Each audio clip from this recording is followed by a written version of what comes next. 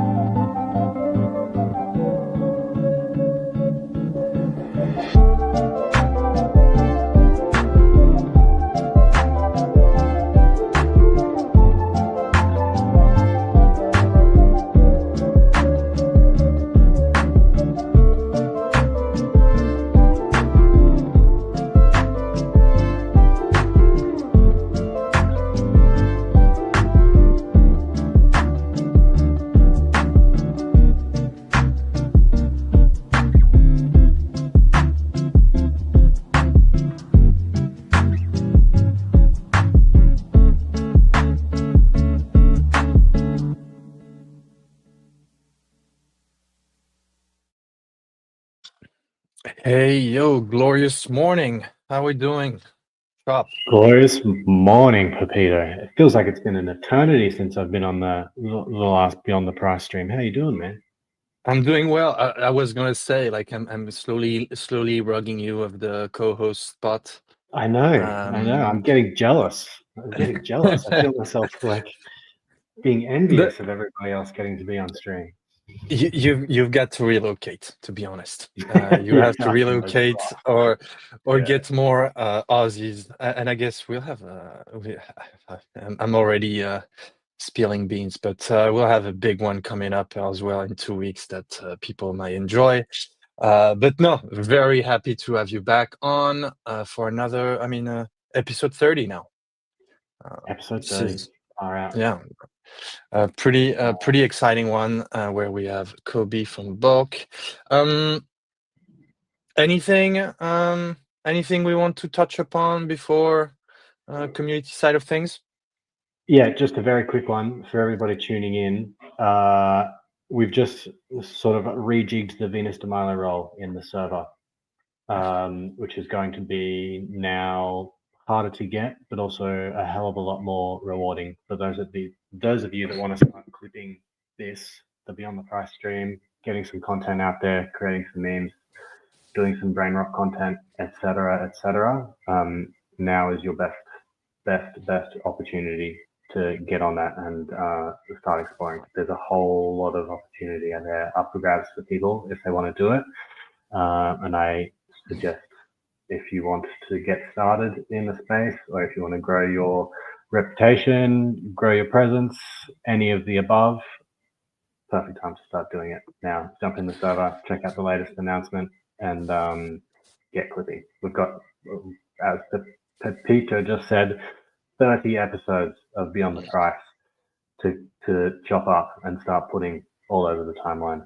And no doubt there's going to be a whole lot more content that people are going to be able to play around with into the end of this year and all throughout next year as well. We're only going to be ramping this up more and more as we go.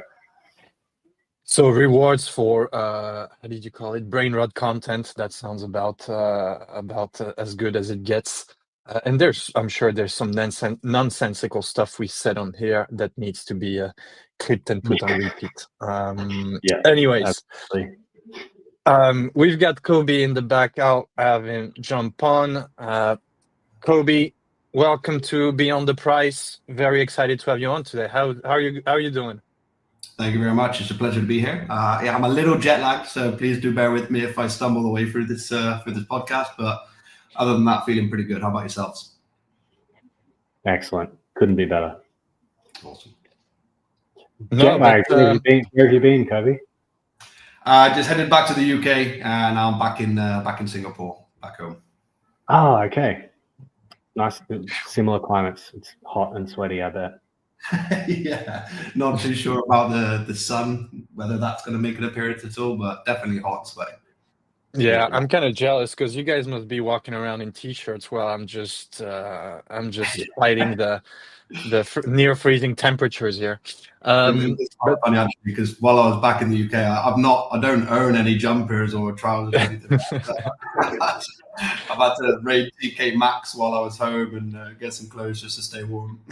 Who's this madman walking in shorts, no socks and t-shirt in London? No, very cool. But no, Kobe, thanks for taking the time. Super excited to have you on. We've been it's been great working with you guys on all what you guys are building and supporting you.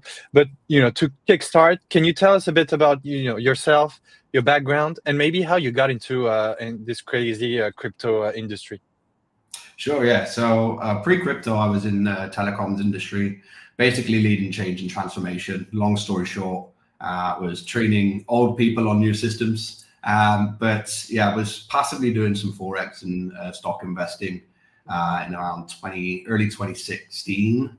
And yeah, kept seeing these like insane multipliers and percentage growth from various different currencies in crypto, and thought, right, well, I'm gonna have to try and check this out. And yeah, naturally ventured on over, started just placing some bids, and the more I started to really understand the technologies that were powering these assets and how everything worked, is the more I sort of dove deeper in. I've always been like fairly anti-establishment, so anything that was sort of like promoting self-sovereignty and having that ethos of like your assets, freedom of movement and all that sort of stuff is something that resonates quite strongly with me.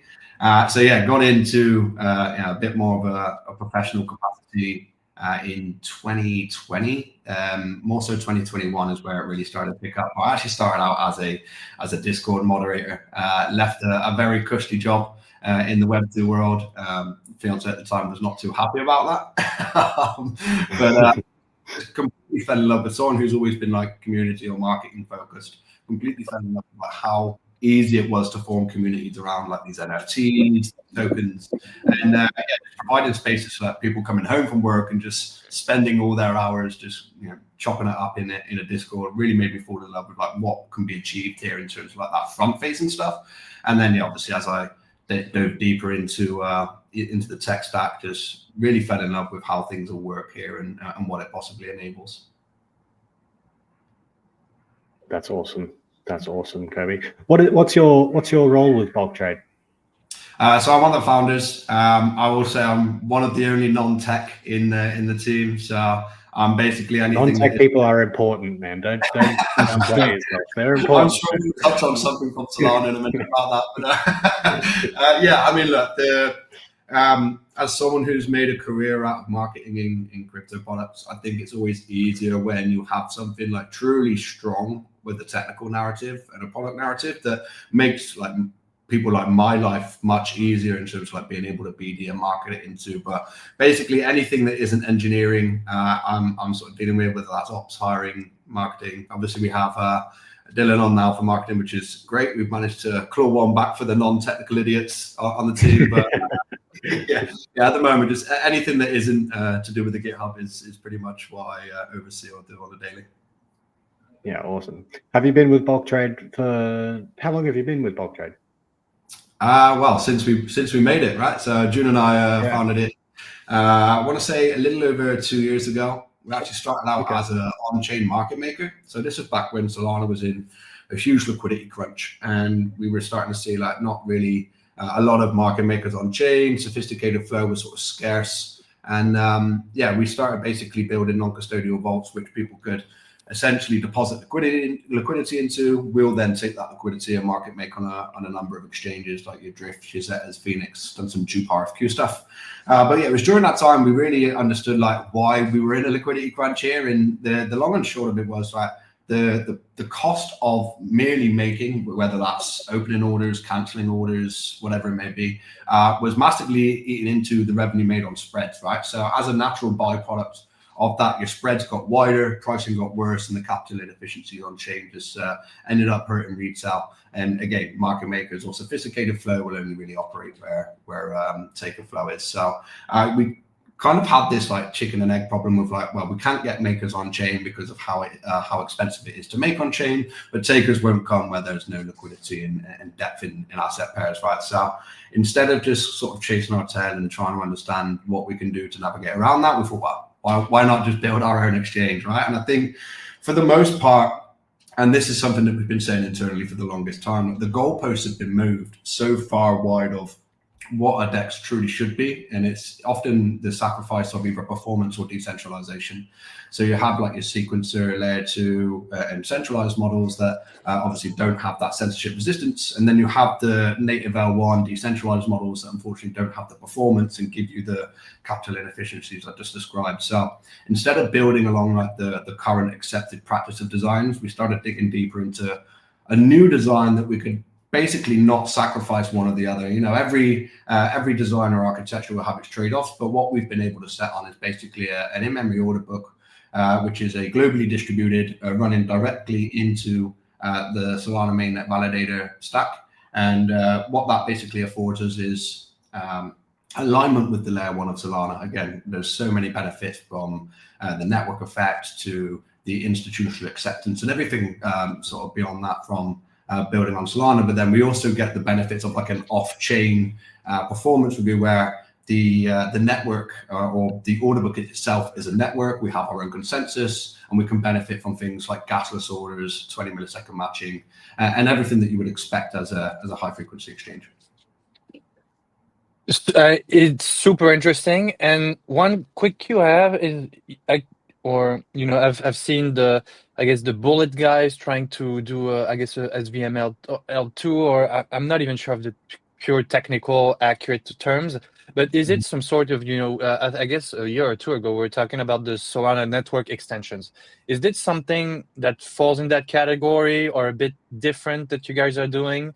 Like, no, so network extensions or layer 2s typically operate on a single sequencer, right? So how you can imagine Bulk is a sidecar network on a modified Solana validator client. So we're technically like our own L1. We're a pseudo network. We have our own consensus mechanisms, but we don't fragment liquidity away, and there's not a single prover. So like the thing is with single sequencers is you're trusting a singular black box to execute your transactions and do everything the right way. Whereas we have anyone who runs a validator is essentially a sequencer, and we're not reliant on any single source of truth, which I'm imagining will become more relevant in this conversation as we speak on the partnership with you guys in a moment.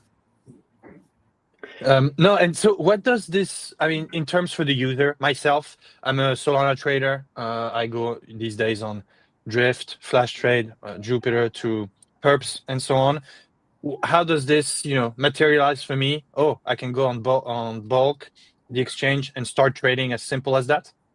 Yeah. So this is kind of like, we put a lot of thought into that user journey, right? Because ultimately like that end user is where we want to make sure things are kosher on. But yeah, as you would any Solana dApp, you just deposit into the exchange and you can trade away. Any sort of standard application that you're using to transfer assets is the standard user journey. So in 3 clicks, you're trading. Cool. As far as interoperability goes, Kobe, are you guys able to move over to any sort of SVM-based ecosystem because of that, or is it a bit more complicated than that? I know at the moment, as far as I'm aware, you're just Solana-based. Is that right?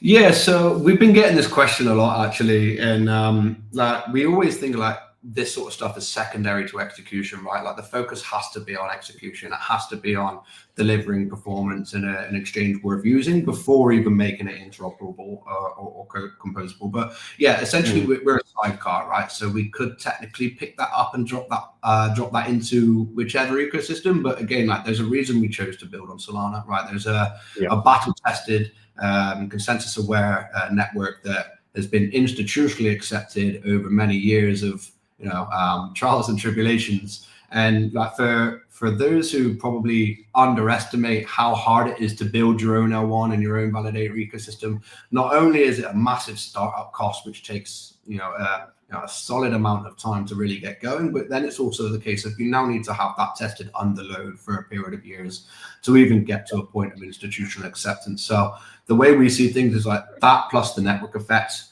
plus like just Solana in general being the best chain to build on in terms of like the technical perspectives is why we're choosing to remain here. I think if we're actually serious about bringing institutional capital on chain and bringing like all these assets and the NASDAQ on chain, then we really need to have infrastructure that supports it, but that needs to be happening today. We could build our own network and ecosystem, but that's not going to be accepted today, and we're going to miss the boat, right? So ultimately what we wanted to build is something that was as close to home as possible, that maintained not just network alignment, but economic alignment with Solana. And yeah, as a result of that, we can tap into that network effect while obviously utilizing the distributed network. Yeah, I'd love to know a little bit more about that economic alignment with Solana and perhaps what advantages you think you're able to bring. Sure. So for the most part, like, and you see this is where like a lot of exchanges or like network extensions or L2s really fall over with being able to tap into the network effect of Solana, right? It's because if you want to have that economic alignment, you have to be able to be providing a positive REV back into the chain. So the way we're able to do that is basically revenue made on the exchange or via the order book is distributed, or a percentage of it is distributed back to validators that run the stack. And obviously validators are Solana mainnet validators, so you have to run Solana as well as say GTO and Bulk.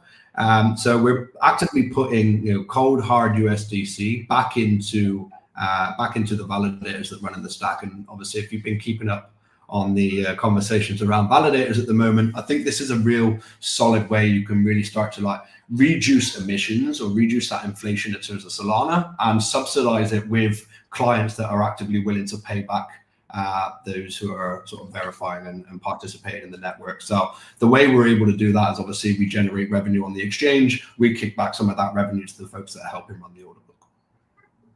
That makes a lot of sense. I like that. That's a variation on the model that I don't think is very prevalent at the moment, which is really cool to see. Good question from Ramses here in the chat too about what advantages you guys have, or you guys have compared with other perps in the current meta, and how you guys are approaching it. Obviously, it's a pretty crowded space at the moment, not just in Solana, but in the ecosystem more broadly. Yeah, and I think like we can talk until we're blue in the face about performance and what that typically means and like having execution worth quoting into. But I think like anyone building an exchange is really pushing for that. But I think what sets us apart is what the architecture itself actually enables. So you can imagine a world now where we have unified margin accounts, right? So you can take your Kamino position and whatever wallet you have that Len Bar position on, log on to Bulk Exchange and start using that Len Bar position as collateral to trade perps. Or it could be whatever position possible, right? And we're already speaking with the likes of like Kamino and Loopscale, MarginFi, and all these guys to be able to sort of enable this, day one of mainnet, or well, day one of when we're ready to release unified margin accounts, should I say? But essentially, yeah, what that opens up is, there's currently 12 or 13 billion dollars worth of idle liquidity in these lend borrow positions on Solana alone, and having that be able to be sort of like activated and utilized in other areas is like the second biggest unlock behind perks we typically see. Like you're seeing this on Backpack and Binance, like the second largest unlocks beyond just standard perp accounts are these like unified margin cross accounts where people can use their lend borrow positions and activate them and utilize them in perpetual. So that's kind of like the way we're looking at going down things. And then as we go one step further, and this is kind of similar to like a HIP-3 model with Hyperliquid where people will be able to build on top. But one of the biggest problems we see there at the moment is like, if I wanted to build a prediction market on top right now, I have to use the risk engine that is currently being used for a high frequency order book. Now, my prediction market might have a completely different risk profile and need completely different risk engines compared to that high frequency order book. So what we're able to do is with dynamic risk engines is essentially let people build products and applications on top, but also have the customization and flexibility to be able to sort of use whatever risk engines and sort of customize that stack, filtering into whatever market they're building, right? Because no risk engine should be the same. Anyone who's building an exchange or building any type of market will tell you that's sort of like the core product. And not being able to sort of change that at the moment is one of the biggest sticking points I see for being able to build on top of any infrastructure. So the dynamic risk engines will allow people to tap into the infrastructure and liquidity of bulk, but also have that freedom of customization when it comes to the risk engines. Yeah, and that's obviously been a big part of your architecture and design from the get-go to make sure that people have the ability to build basically whatever they want on top of what bulk's got going on. Yeah. I think for us, like we want to, like, and it's cliche to say, right? But if you're going to house finance, you must be able to actually house finance, right? And that starts the architectural layer. And I think the most exciting for me personally, and engineers are going to hate me for saying this, is like, the tech is great. We're super proud about all the industry first we're doing on the architectural side of things, but it's actually what it enables and who it enables to plug in that really excites me, right? Because we want to make sure our focus is on one thing, and that's building the best exchange in the world. But then there's going to be prediction markets, lend borrow markets, other markets that we haven't even seen yet that will be coming up over the next 1, 2, 3, or however many years. And I think if we're able to sort of actively not only help support that growth, but provide the foundations for those to be built on, then it's only going to grow the pie for not just us, but the whole ecosystem in general, right? So we're looking to really keep our focus on the core product, but then enable anyone to build on top of it with freedom of customization. Yeah, awesome. So I mean, this gets me more balked as I'm hearing you, Kobe. Now, I mean, maybe a tough topic, but testnet was planned for a couple days ago. You guys made the decision to delay. I'm super interested into what behind the scene of making that decision to say, okay, guys, we're not ready. Let's delay for now. What can you share a bit? What was the thinking behind delaying? And I guess me being very disappointed I cannot get on testnet, but can you tell us a bit about it? Yeah, so again, we've made such big and bold claims, right, that putting anything out beyond what we think is at a certain standard is just a non-starter for us, right? And we could have put it out. It would have been a better experience for those who tried AlphaNet. Would have been better experience than AlphaNet. But for ultimately, like, my opinion is you get one impression when it comes to this sort of stuff, right? And you've seen this happen time and time again, where a product maybe started bad and now is actually good, but can't find that user traction because they sort of destroyed all the trust in the early stages, right? So I think for us, like, I would rather take the extra 3 to 5 weeks, however long it will take, to really put out something that we're proud of, than to rush something out that we don't really want to put our name to, right? And I think doing the engineers a disservice by putting something out that they're not comfortable with. We've been playing around with the exchange. I personally think is really good, but again, really good isn't what we're claiming. We're claiming best, right? So falling in line with that is sort of, I wanted to made the decision to look, let's not keep going on these 20-hour days with no sleep where people are starting to get ill. Let's relax ourselves, not stress pushing for that timeline to get everything into one. But also now what it enables is a few more features that weren't originally planned for day one of testnet. So yeah, it's not ideal, and let's just discuss the elephant in the room. Right, delays are there's never a good spin to put on a delay by any means, but yeah, I'd rather get stick for a little bit of a delay than a crappy product. So that was kind of where we sort of settled on. Yeah, it enabled great marketing strategy. yeah, we're just gonna move all everyone into using those when the time's right. But no, like, it's it was a tough decision. Obviously, as the non-technical noob here that's going to have to deal with the fallout of that, wasn't a decision we made lightly. But yeah, it was the right decision to make for the right reasons, and as a result, we're going to get a more complete testnet experience.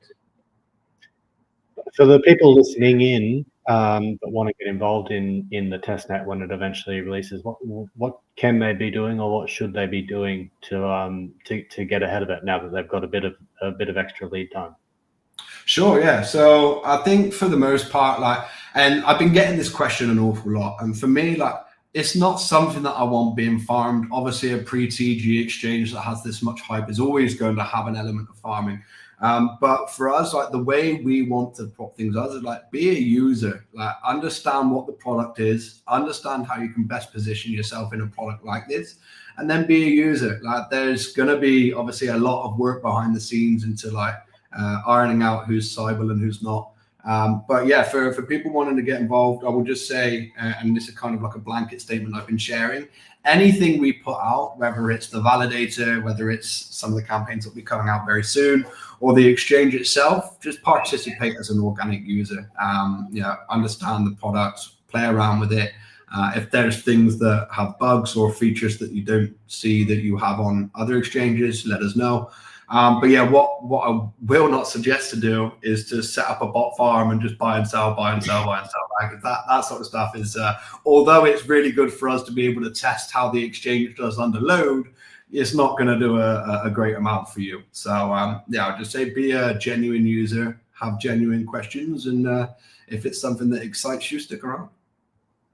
Yeah, awesome. I love it. You mentioned some campaigns coming up. Can you elaborate on any of those at all, or just any strategies around user acquisition, or what you guys are looking at once testnet rolls around? I'm not sure. I wouldn't have my head bitten off if I mentioned specific campaigns. But essentially, yeah, we're.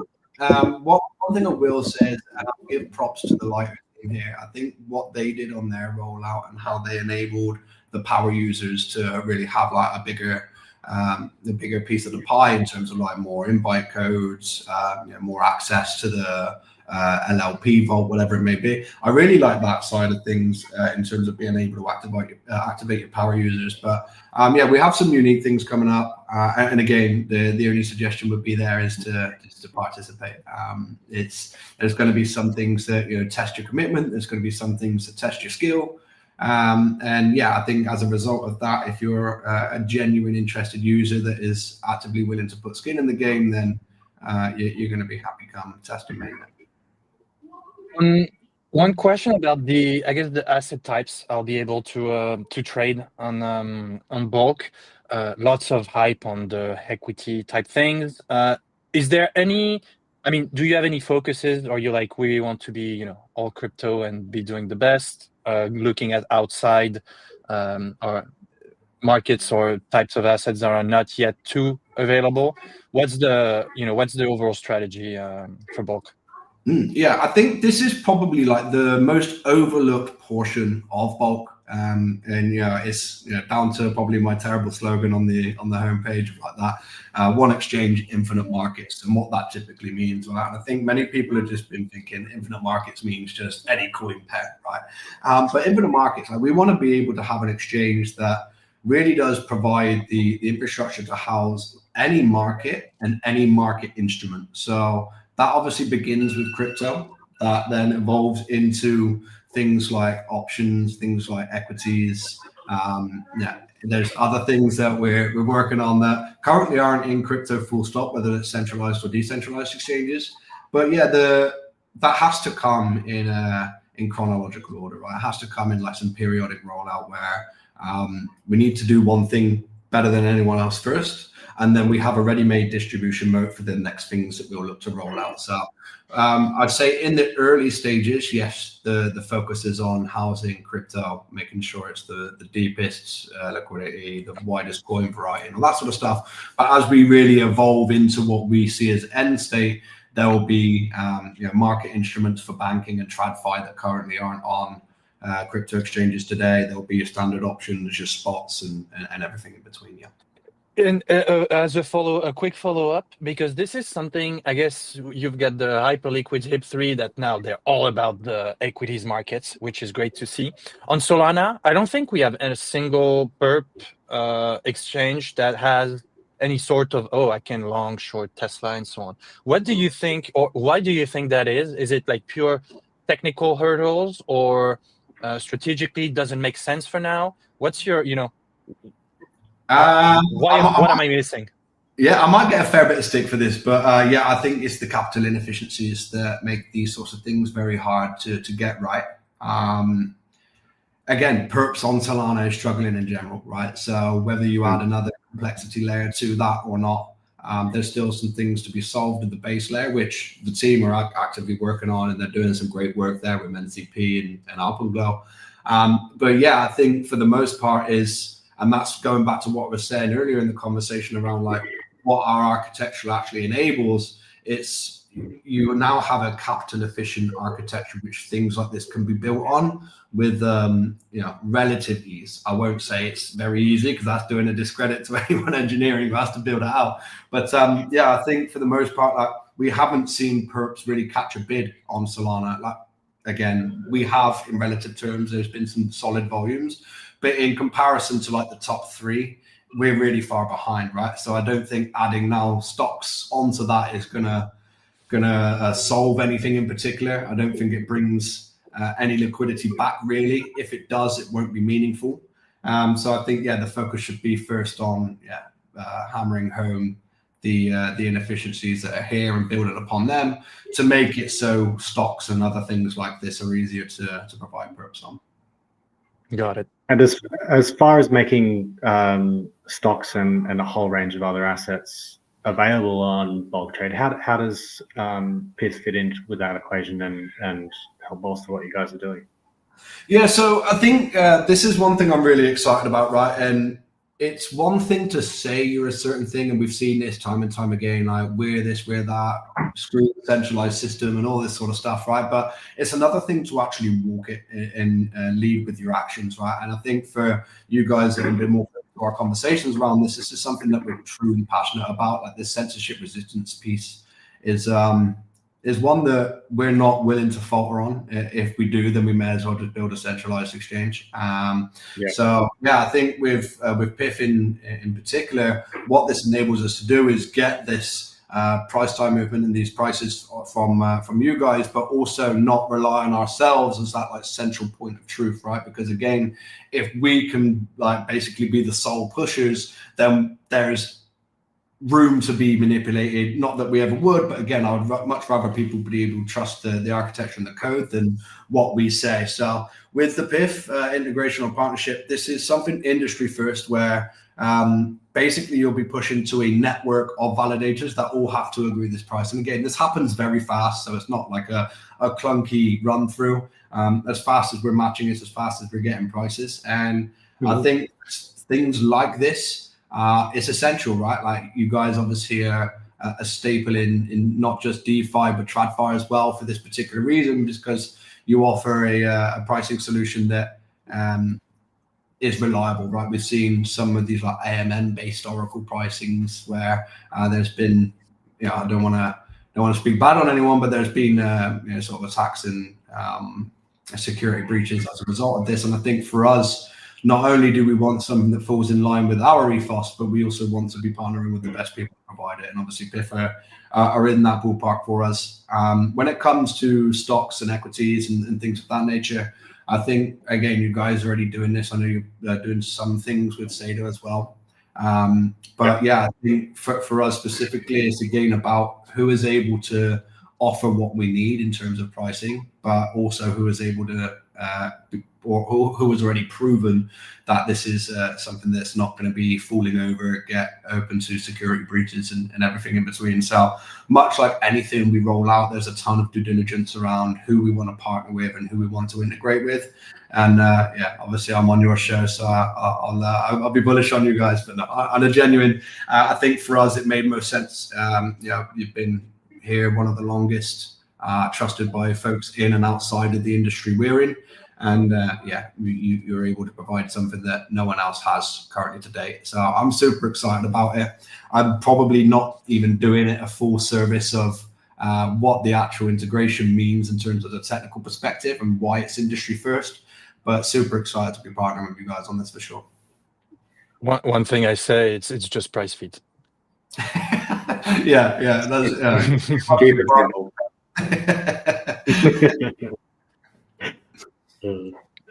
No, but that's a very good, I think, overview. And from my very marketeer knowledge, is yeah, it's prices getting pushed to all the entire validator set, which is you know, get this censorship resistant, decentralized objective and mission that you guys are, you know, not just talking about, but walking the talk. That's super exciting. And yeah, an industry first, very novel type of integration that I would expect people are gonna, you know, look at it and say, hey, this is interesting, we should do more of that.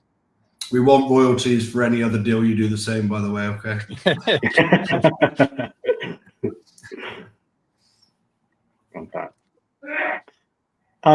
What's been keeping you interested in the Web3 space apart from bulk trade at the moment, Gobi? Is there anything? I know you're probably heads down building and very much focused on what's going on with bulk, but is there anything that's piqued your interest outside of that? Yeah, and yeah, you are completely right. I'm not head above water too much nowadays, but things that I've been noticing that I'm really excited by is like Solana has kind of had this, I won't say monopoly, but there's been like one or two top projects in each sector, right, for the longest time now.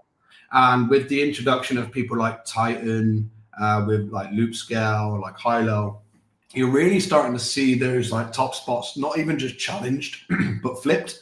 And that's one thing that's very exciting for me. So like we really, during our sort of like seat discussions, we were talking around like how the winners or the current leaders have sort of become complacent with that top spot of we're getting all the volume, this is where we are, and this is sort of like pre-hyperliquid, right? So like everyone's winning, everyone's happy, and there's been no real innovation beyond that. And that was mostly down to a lack of competition, right? So now we're seeing some really solid teams coming out with like some genuine contenders for products.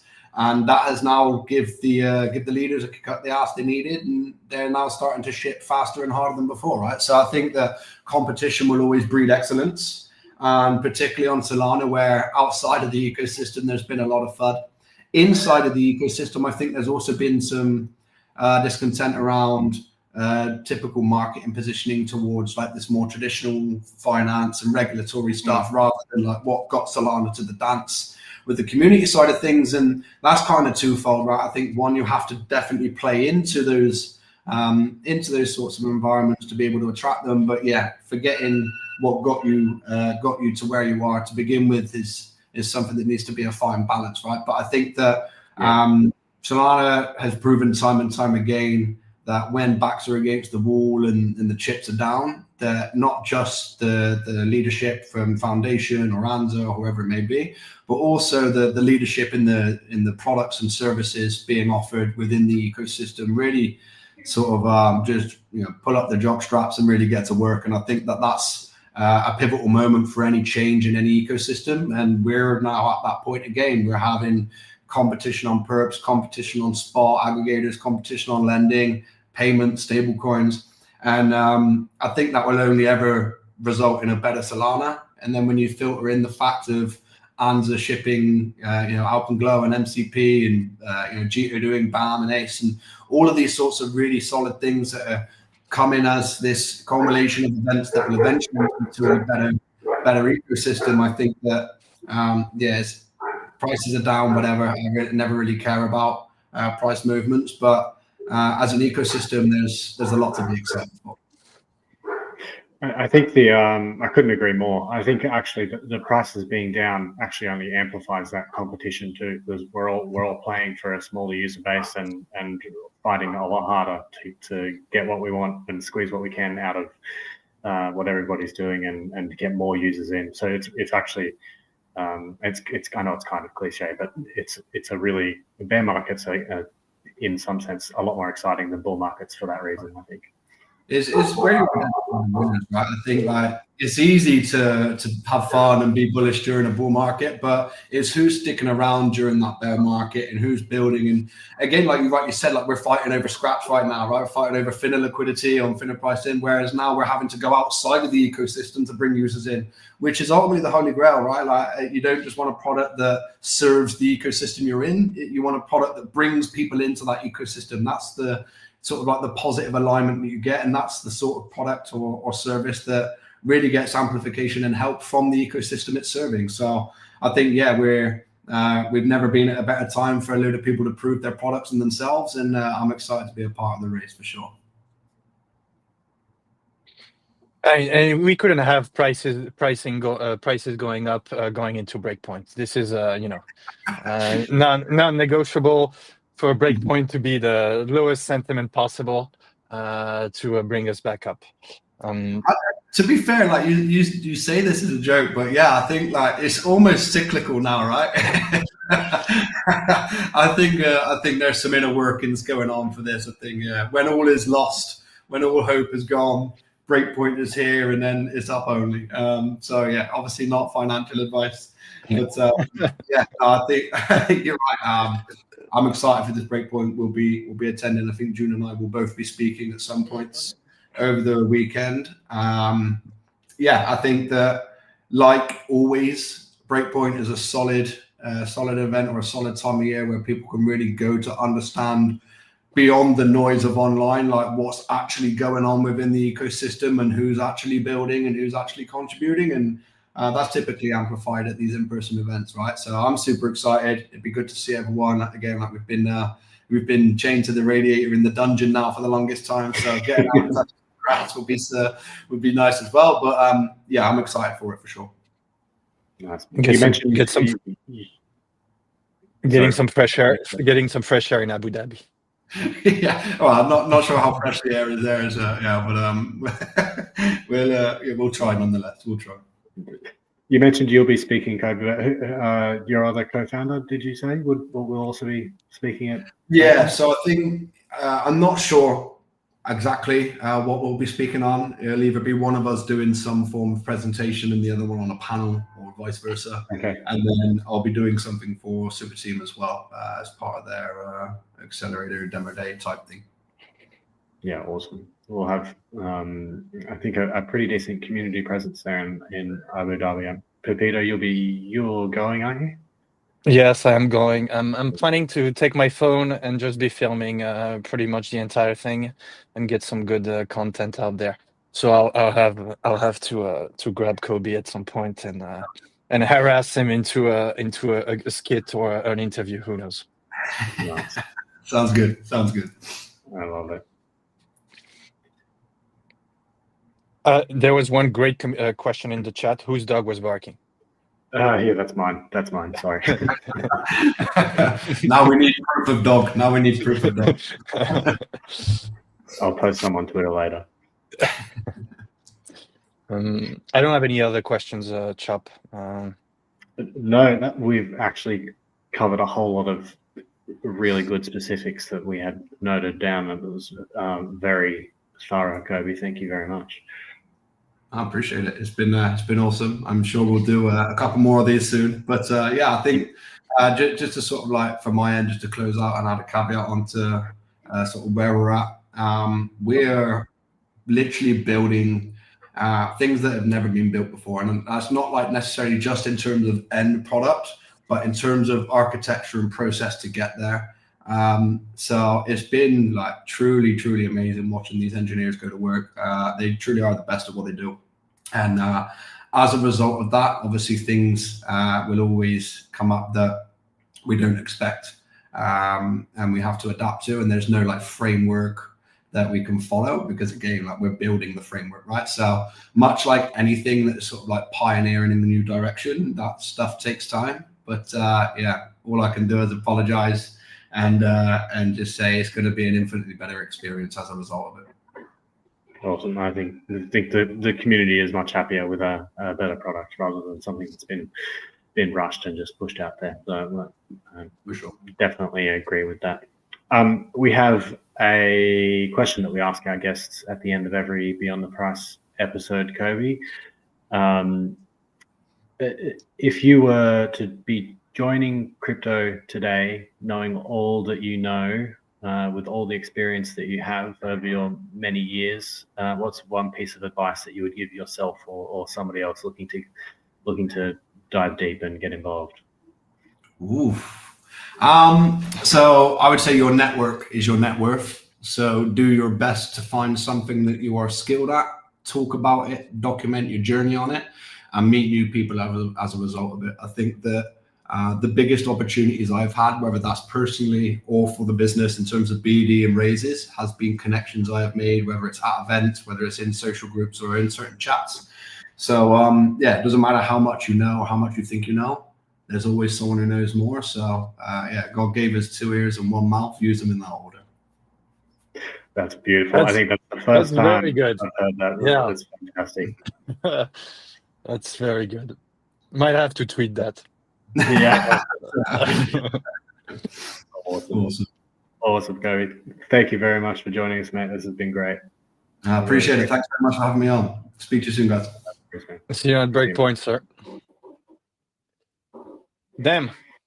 Very good one. Great. Yeah. That was great. I mean, for 30, it had to be a good one. And Sure. no, I'm actually, we've got a very exciting lineup for the next few weeks, I think. Because next week, the big week, Monad Mainnet. Ooh, it is, isn't it? I almost forgot. That should tell you a bit about, or give people a hint on what type of or what time, what guest we might have next week. Might be a That'll be a different fun format as well. Cool. I'm looking forward to that. That'll be great. Yeah, Gonna be a bit, that is a huge week, isn't it? That's 3 years of built up anticipation all getting released on Monday. That's and I mean, I don't know how they're thinking about it with the price action, global price action now. It's quite interesting. it is. It's going to be fascinating to watch. I'm really looking forward to it. Actually, it'll be great. Yeah, and all right. Anything to close out? I can do a quick roundup of ecosystem stuff. Actually, yesterday, Yeah. big one. Members cap joining the network. Some yet to be seen types of products coming on chain.